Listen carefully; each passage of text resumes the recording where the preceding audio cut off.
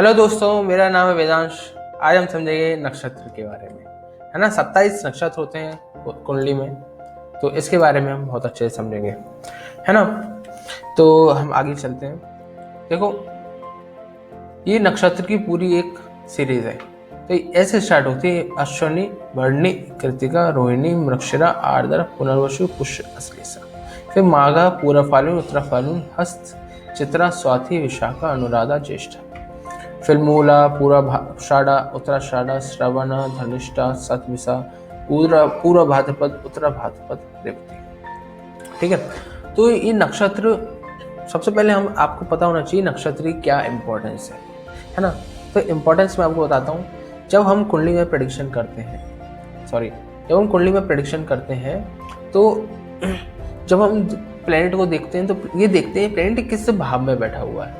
फिर हम देखते हैं प्लेनेट किस नक्षत्र में बैठा है और नक्षत्र का स्वामी किन किन भाव से संबंध बना रहा है और कहाँ बैठा हुआ है। अल्टीमेट रिजल्ट आदमी को वही मिलने हैं कि प्लेनेट कहाँ बैठा है और कौन कौन से उसके घर हैं कुंडली में, और उसका नक्षत्र और स्वामी कहाँ बैठा है और कौन कौन से घर हैं।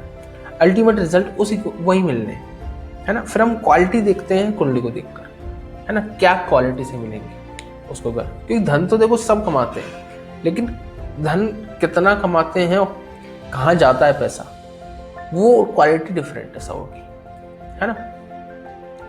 तो हम नक्षत्र के ही अकॉर्डिंग बताएंगे। मान लो किसी का श्रवण नक्षत्र में कोई प्लैनेट बैठा हुआ है ना, तो हम समझ जाएंगे वो चंद्रमा के नक्षत्र में बैठा है। और चंद्रमा की राशि हमने कौन सी बताई थी पिछली वीडियो में? चंद्रमा की हमने राशि बताई थी कर्क। तो कर्क राशि किस भाव में आई है तो उस भाव के रिजल्ट चंद्रमा भी देगा। ठीक है। तो हम उसको, चंद्रमा की ये इंपॉर्टेंस है, तो हम नक्षत्र की ये इंपॉर्टेंस है कुंडली में। ठीक है। इसलिए नक्षत्र को याद करना बहुत इंपॉर्टेंट है। नक्षत्र के बेसिस पे ही हम दशा फाइंड आउट करते हैं। देखो, आजकल के जो नए नए बिगिनर्स हैं वो लोग तो ये कहते हैं कि नक्षत्र याद करने की जरूरत ही नहीं है। क्यों जरूरत नहीं है? क्योंकि सॉफ्टवेयर्स में ये सब मौजूद है ना। सॉफ्टवेयर आ गए हैं तो इस नक्षत्र याद करने की जरूरत ही नहीं है, तो लोग आलस कर जाते हैं। लेकिन मैं आपसे कहूँगा कि अगर आपको विद्वान बनना है, विद्वान बनना है तो नक्षत्र जरूर याद करें। तो आप चाहे कितनी ही प्रेडिक्शन कर लो, लेकिन इसमें पता है क्या लॉस होगा, आपको बताता हूँ। देखो, जैसे कि मैं किसी क्लास में जाता हूँ तो बड़े बड़े जो एस्ट्रोलॉजर्स मिलते हैं उनको हम थोड़ा सा भी आइडिया देते हैं कि ये मेरी में कुंडली में ये प्लैनेट ऐसे बैठा हुआ है ना, तो वो बिना सॉफ्टवेयर खोले आपके बारे में बहुत कुछ बता देंगे, क्योंकि उनको एक आइडिया रहता है कि वो अच्छा इस नक्षत्र में होगा, ये प्लैनेट अगर लग्न ये है तो ये उस भाव में प्लैनेट होगा तो इस नक्षत्र में होगा। वो अपने मन में ही पूरी कुंडली बना देते हैं, पूरी ड्रॉ हो जाती है उनके मन में ही। क्यों हो जाती है? वो क्यों मन ही मन में सब कुछ बता देते हैं? क्योंकि उनके बेसिक्स क्लियर है। उन्होंने नहीं सोचा कि सॉफ्टवेयर्स में हम देख लेंगे, उन्होंने ऐसा नहीं सोचा। इसलिए नक्षत्र याद करना इतना इम्पोर्टेंट है। जब आप ये सब चीज़ें याद कर लेंगे, जब ही आप विद्वान कहलाओगे। सॉफ्टवेयर तो सभी बता देगा, है ना। तो अब देखो, आपको ये पता होना चाहिए। देखो, अश्विनी, माघा और मूला, ये तीन जो नक्षत्र हैं, आप देखो 27 नक्षत्र, 27 को तीन सीरीज में हमने बांट लिया, है ना। शुरू के 9, फिर 9, फिर 9। ठीक है। अब देखो, सबसे पहला वाला, फिर 10वां वाला, फिर 19वां। ये जो देखो, आप देखो शुरू के जो 9 हैं, फिर ये हैं, ये वाले केतु, इसका स्वामी केतु है, फिर इनका स्वामी वीनस है। ठीक है। इनको भी सीरीज में याद होना चाहिए। इसकी एक श्लोक है, सिंपल, आप याद रख लो, है ना। इसका श्लोक ये है: केशु आचंभो राजीशबु। यहाँ आपको ऊपर लिखा हुआ आपको स्क्रीन में दिखाई देगा। इस श्लोक को अच्छे से याद कर लो। ये मैं नीचे भी डिस्क्रिप्शन में दे दूंगा। श्लोक का दोबारा बोलूंगा मैं: आचंभो, भो मतलब भौम, भौम को कहते हैं मंगल। आचंभो राजी, जी मतलब जीव, है ना। गुरु को जीव माना जाता है ना। राजीशबुकेशु, है ना। इस श्लोक को याद कर लोगे तो आपको सीरीज याद हो जाएगी। तो कैसे? के शु केतु, शुक्र, आ मतलब सूर्य, चम मतलब चंद्रमा, भो मतलब मंगल, रा मतलब राहु, जीव मतलब गुरु, फिर श मतलब शनि, फिर बुध, फिर मैं दोबारा बोलता हूँ के शु आचम भो राजी श भू। ठीक है, इस श्लोक को अगर आप याद कर लोगे, एक श्लोक है, ये मैं वैसे नहीं कह रहा रटा हुआ, एक श्लोक है, एक बहुत बड़ी बुक है, मैं आपके सामने उसको रिवील करता हूँ आज। दिस इज फल दीपिका, है ना, ये फल दीपिका, इसका मैं लिंक डिस्क्रिप्शन में दे दूंगा, आप इसको अमेजोन से मंगा लीजिए। इसमें ये समझ लो, अगर आपने ये पूरी बुक पढ़ ली तो आप ज्योतिष बन जाओगे, है ना।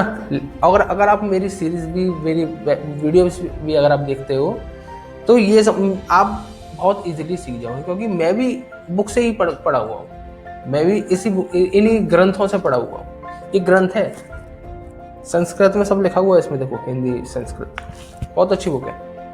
और भी बहुत सारी बुक्स मैं आपको बताऊंगा धीरे धीरे, आप पढ़ना स्टार्ट करिए इसके बारे में। ज्योतिष बहुत बड़ा शास्त्र है, बहुत बड़ा शास्त्र है। ज्योतिष कुछ लोगों ने खराब कर दिया है, लेकिन बहुत लोग इसके बारे में नॉलेज कम रखते हैं, लेकिन फिर भी नॉलेज इसके बारे में ज़्यादा रखिए, है ना। मैं ज़्यादा इसके बारे में कहना नहीं चाहता, है ना। ज्योतिष बहुत बड़ा शास्त्र है, बहुत सारी चीज़ें हैं इसके अंदर, है ना। तो आपको ये इनके जो श्लोक है इसको आप याद कर लोगे तो ये सीरीज ऐसे याद कर लोगे। देखो आपको एक एग्जांपल देता हूँ मैं, मान लो आपका जन्म जिस दिन भी हुआ उस दिन चंद्रमा मान लो श्रवण नक्षत्र में, उस दिन चंद्रमा श्रवण नक्षत्र में है, तो श्योर आपका जो दशा स्टार्ट होगी वो चंद्रमा से स्टार्ट होगी, है ना। दशा ऐसी कैलकुलेट की जाती है। मान लो आपका जन्म स्वाति नक्षत्र में हुआ, स्वाति नक्षत्र मतलब आपका जन्म जब भी हुआ उस दिन चंद्रमा स्वाति नक्षत्र में था, तो आपकी जो दशा स्टार्ट होगी वो राहु से स्टार्ट होगी, है ना। आप देखो इसकी कुंडली देखकर आप बिना सॉफ्टवेयर खोले बहुत कुछ बता सकते हो। आपने सॉफ्टवेयर नहीं खोला, किसी ने बोला कि मेरा जन्म इस तारीख को, कोई सामने खड़ा है, तो हम आइडिया लगा सकते हैं कि कुंडली को देखकर कि उस दिन, मान लो लोग क्या होते हैं, बहुत लोग वही बता देते हैं अपना मेरी इस तिथि में हुआ था, तो इसमें तिथि के हिसाब से भी हम नक्षत्र के अकॉर्डिंग मन ही मन में बता सकते हैं उसकी कौन सी दशा चल रही होगी। और दशा के अंदर जो नैसर्गिक गुण होते हैं उनके अकॉर्डिंग हम प्रेडिक्शन कर सकते हैं, लोग ऐसे ही करते हैं, है ना। तो इनके बारे में, नक्षत्र के बारे में अगर आप जान लोगे तो बड़ी डीप में प्रेडिक्शन कर सकते हो, बहुत डीप में। किसी का मान लो अश्विनी नक्षत्र में जन्म हुआ है तो आप कह सकते हो केतु की दशा चल रही है। अब देखो मैं आपको अपने बारे में बताता हूँ कि मेरा श्रवण नक्षत्र में जन्म हुआ है ना।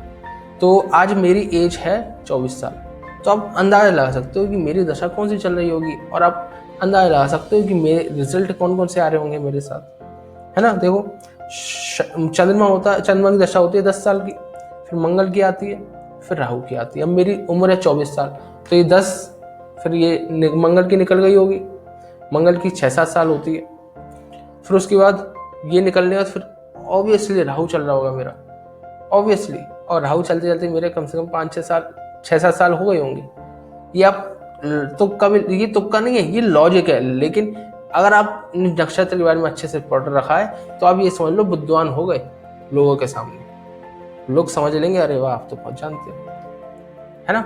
फिर हम डीप में सॉफ्टवेयर्स को लगाएंगे। मैं आपको बस इसलिए बताया नक्षत्र को याद करना कि नक्षत्र में आलस मत करना कि सॉफ्टवेयर ही सब बता देगा, नक्षत्र भी याद कर लो अच्छे से। मैंने तो देखो ऐसे याद किए थे, इसी का जो मैंने आपको दिखा रहा हूँ, इसी का मैंने प्रिंट निकाल लिया और अपने घर पे चिपका लिया, है ना। जब भी मैं रूम पे आता तो उसको पढ़ता, और इस तरह पढ़ता, देखो अश्विनी भरणी कृतिका रोहिणी मृगशिरा आर्द्रा पुरुष पुष्य श्लेषा माघा पूर्वफल्गु हस्त स्वाति विशाखा अनुराधा ज्येष्ठा मूला पूर्व भाद्रपद उत्तर भाद्रपद श्रवण धनिष्ठा सतविशा पूर्व भाद्रपद उत्तर भाद्रपद रेवती।